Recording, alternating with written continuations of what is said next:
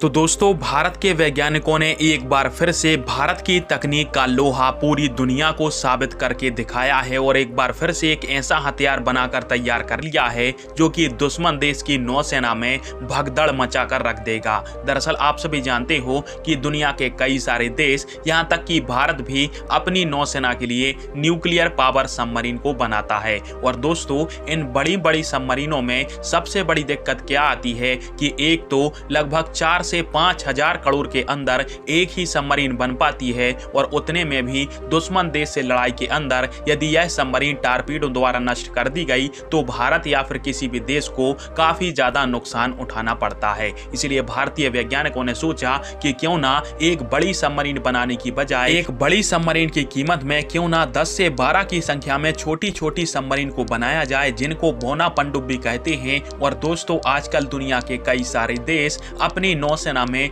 बोना पनडुब्बियों की फौज शामिल कर रहे हैं और भारत की भी एक प्राइवेट सेक्टर की कंपनी लालसंस और टर्बो ने एक ऐसी ही बोना पनडुब्बी को बनाकर तैयार कर लिया है जो कि 550 टन वजनी है। इसके अलावा 553 mm के हैवी वेट टारपीडो को लेकर दुश्मन देश के ऊपर फायर कर सकती है और इसको भारत की लालसंस और टर्बो के द्वारा बनाया गया है, जिसका नाम SOV-400 है और यह लगभग भारतीय नौसेना में शामिल होने की कगार पर आ ही चुकी है। अब दोस्तों, इन बोना पनडुब्बियों की ताकत की बात करें तो यदि बोना पनडुब्बी अपने के ऊपर उतर आए तो 10 से 12 की संख्या में बोना पनडुब्बियां दुश्मन देश की नौसेना में भगदड़ मचाने के लिए काफी है, क्योंकि एक तो इनकी जो स्पीड है वो बड़ी पनडुब्बी और बड़े जहाजों की तुलना में काफी ज्यादा होती है। साथ में यह जो पनडुब्बी है वो वैसे ही हथियार फायर कर सकती है जो कि बड़ी पनडुब्बियां फायर करती हैं। और इसकी जो सबसे बड़ी खूबी है वो यह है कि दुश्मन देश के द्वारा बिछाई गई सी माइन को चुपचाप यह पनडुब्बी उठाकर